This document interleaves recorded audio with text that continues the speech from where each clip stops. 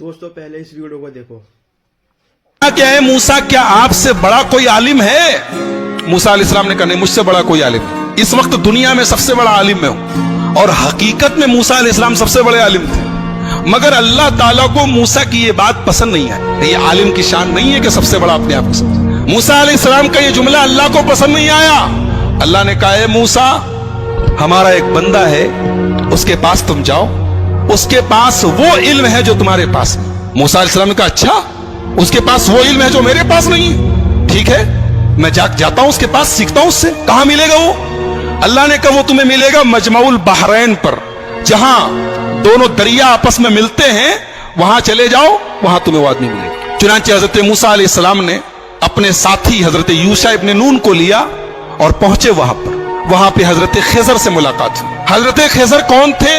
सही बात यह है कि ये अल्लाह के नबी थे और अल्लाह ताला ने उनको एक मखसूस इल्म दिया था कि जब कोई इंसिडेंट होता था, कोई वाकया होता था, तो उस वाकये के पीछे क्या होने वाला है, उसका अंजाम क्या होने वाला है, वो भी अल्लाह उनको बता देता था। तो जब हजरत मूसा पहुंचे उनके पास, तो बड़े अदब से कहा कि हजरत मैं आपके पास आया हूं, आपसे कुछ सीखना चाहता हूं, कि आप मुझे इजाजत देते हैं, मैं आपके साथ थोड़ा वक्त गुजार सकता हूं? हजरत खिजर ने कहा कि देखो मेरे साथ तुम वक्त गुजार नहीं पाओगे, इसलिए कि मैं बहुत सा काम ऐसा करूंगा जो तुम्हें समझ में नहीं आएगा, और तुम्हें समझ में नहीं आएगा, तुम पूछोगे, तुम बर्दाश्त नहीं करोगे, पूछोगे, और मेरे साथ तुम कोई बात पूछोगे तो मैं तुम्हें अपने साथ रख नहीं सकता।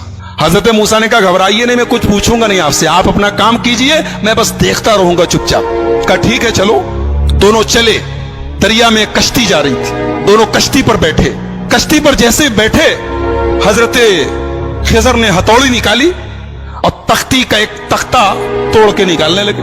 हजरत मूसा ने कहा, क्या कर रहे हैं आप? अरे कश्ती डूब जाएगी, सब मर जाएंगे, सबको डुबोना है क्या?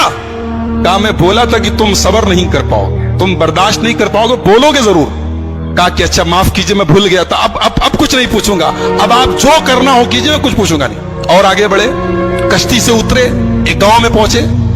गांव में 15 साल का 16 साल का एक लड़का था, अच्छा खासा टहल रहा था। उसको हजरत खिजर ने पकड़ा, उसकी गर्दन घुमाती, मर गया, वहीं पे मर गया।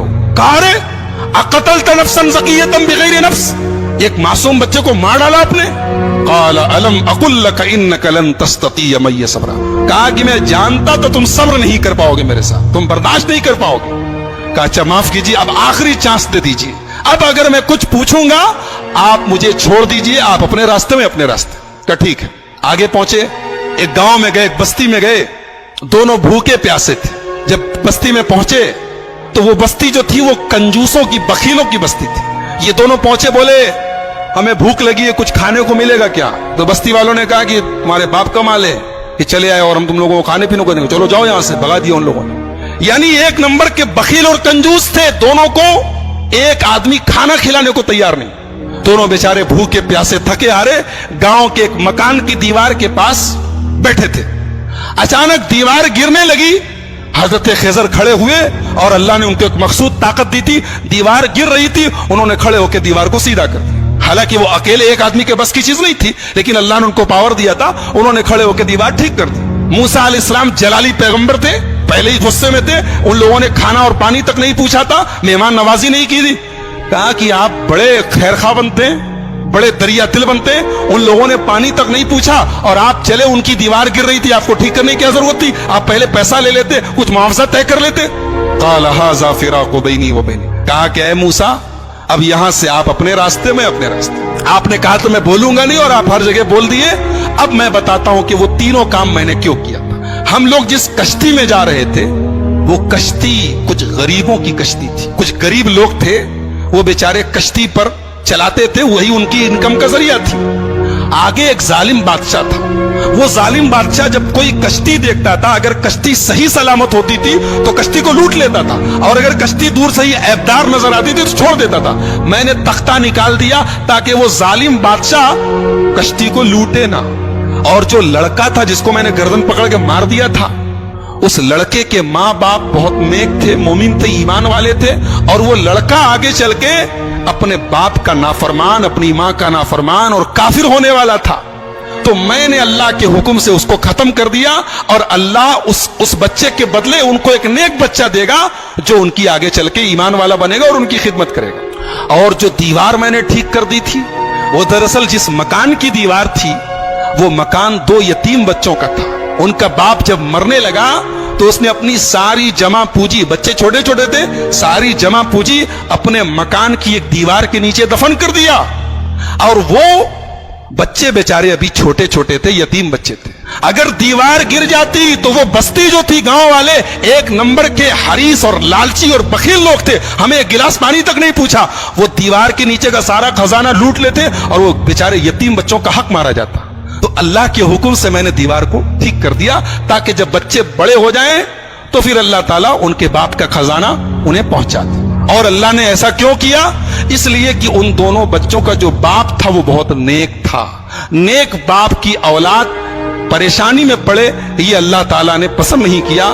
اگر باپ نیک ہے تو اولاد کی اللہ مدد کرتا ہے. ایک نقطہ یہ ملا کہ اگر آدمی نیک ہو تو اس کے مرنے کے بعد بھی اس کی اولاد کو فائدہ پہنچتا ہے. یہ اس آیت سے پتہ چلا. بہرحال یہ حضرت خضر کا واقعہ تھا، حضرت موسیٰ کا واقعہ. قرآن کریم کے 15ویں پارے کے لاسٹ میں اور 16ویں کے شروع میں یہ واقعہ بیان کیا گیا.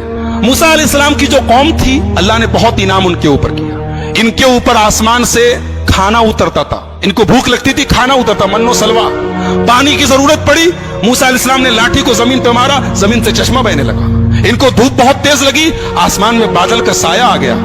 لیکن جتنی اللہ نے ان کو سہولت دی، آرام دیا، اتنی ہی یہ قوم نافرمان ہو گئی. جب فلسطین قریب آ گیا تو موسیٰ علیہ السلام نے اپنے ساتھیوں سے کہا، بنی اسرائیل سے، کہ چلو ہم فلسطین میں چلیں اور وہاں پہ ایک ظالم لوگوں کی حکومت ہے، عمالقہ کی حکومت ہے، ہم ان سے جہاد کریں، ان سے لڑیں. تو موسیٰ علیہ السلام کے ساتھیوں نے کہا، ارے وہ لوگ بہت پاورفل لوگ ہیں، ہم لوگ ان سے لڑ نہیں سکتے، ان سے لڑنے کی طاقت ہمارے اندر نہیں ہے. آپ جائیے، آپ کا رب جائے. اذهب انت وربک فقاتلا، اے موسیٰ تم جاؤ، تمہارا رب جائے اور دونوں جا کے لڑائی کرو، ہم لڑنے والے نہیں. یہ حال تھا بنی اسرائیل کا. ایسے ہی نہیں ہم لوگ سورہ فاتحہ میں پڑھتے غیر المغضوب علیہم ولا الضالین، اے اللہ ان کے راستے پر نہیں چلانا جن کے اوپر تیرا غضب اترا. اللہ نے اس کو جتنا نوازا تھا اس قوم نے اتنی ہی نافرمانی اور اتنی ہی بدکاری کی. سوچیے اللہ کی کتنی بڑی گستاخی ہے، رسول کی کتنی بڑی گستاخی. کہہ رہے ہیں موسیٰ تم جاؤ، تمہارا رب جائے، تم لڑو، ہم نہیں لڑیں گے. اور دوسری طرف ہمارے پیارے نبی جناب محمد الرسول اللہ صلی اللہ علیہ وسلم جب غزوہ بدر کے موقع پر اپنے صحابہ سے مشورہ کرتے ہیں، اپنے صحابہ سے مشورہ کرتے ہیں اور اپنے انصاری صحابہ سے پوچھتے ہیں کہ تم لوگ کیا کرو گے؟ تو انصاری صحابہ کہتے ہیں، اللہ کے نبی ہم کوئی موسیٰ کے ساتھی تھوڑی ہیں جو کہہ دے کہ آپ جائیے، آپ لڑیے، ہم بیٹھے رہیں گے. اے اللہ کے نبی اگر آپ سمندر میں اترنے کہیں گے آپ کے صحابہ سمندر میں اترنے کو تیار ہیں. اسی لیے ہمارا ایمان ہے کہ دنیا میں جتنے نبی آئے، جتنے رسول آئے، سارے رسولوں میں سب سے بہترین صحابہ، سب سے بہترین ساتھی اگر کسی کو ملے تو ہمارے پیارے نبی محمد رسول اللہ صلی اللہ علیہ وسلم کو. تو ان لوگوں نے کہا کہ موسیٰ آپ جائیے، آپ کا رب لڑے، ہم نہیں لڑیں. اللہ نے سزا نازل کی کہ اب 40 سال تک تم لوگ فلسطین کو فتح نہیں کر سکتے. اب 40 سال تک اسی صحرا میں تم گھومتے رہو، اسی میں پریشان رہو. اور اسی 40 سال کے دوران حضرت موسیٰ کا انتقال ہو گیا. بعد میں ان کے جانشین بنے حضرت یوشع ابن نون اور ان کے دور میں فلسطین فتح ہوا اور فلسطین پر پھر بنی اسرائیل کا قبضہ ہوا. تو یہ چونکہ حضرت موسیٰ کی زندگی کے بعد کا واقعہ ہے اس لیے وہ ہماری گفتگو کا ٹاپک نہیں ہے. حضرت موسیٰ کی زندگی میں ہمارے لیے بہت ساری عبرت اور نصیحت ہے. سب سے بڑا سبق یہ ہے جس کو اللہ رکھے اس کو کون چکھے، جس کو اللہ رکھے اس کو کون چکھے. موسیٰ علیہ السلام پانی میں ان کی ماں ڈال دیتی ہے لیکن اللہ نے کیسے بچایا ہے. اور فرعون جو ان کا دشمن تھا اس کے دربار میں اللہ نے ان کی پرورش کروائی ہے. اور پھر اللہ نے اس موقع پر جب موسیٰ کی پوری قوم، موسیٰ علیہ السلام کی پوری قوم کہتی ہے کہ ہم پکڑ لیے جائیں گے، گرفتار ہو جائیں گے، لیکن حضرت موسیٰ نے اللہ کی ذات پر ایسا بھروسہ اور یقین رکھا کہ اللہ نے ان کے بھروسے کی لاج رکھی اور سمندر کے اندر، دریا کے اندر راستہ بنا دیا. تو میرے بھائیوں بہت سارے سبق ہیں، بہت ساری عبرتیں ہیں، نصیحتیں ہیں. آئیے ہم اللہ سے دعا کریں اللہ تعالیٰ اس جلیل القدر پیغمبر کی سیرت کو ہم سب کو سمجھنے کی اور اس سے جو عبرتیں نصیحتیں حاصل ہو رہی ہیں انہیں اپنانے کی توفیق عطا فرمائے. رب العالمین ہمیں نبیوں کے واقعات کو پڑھنے اور سننے کی توفیق عطا فرمائے. رب العالمین ہماری اصلاح فرمائے. رب العالمین آج کے ہمارے جمع ہونے کو قبول فرمائے. کہنے اور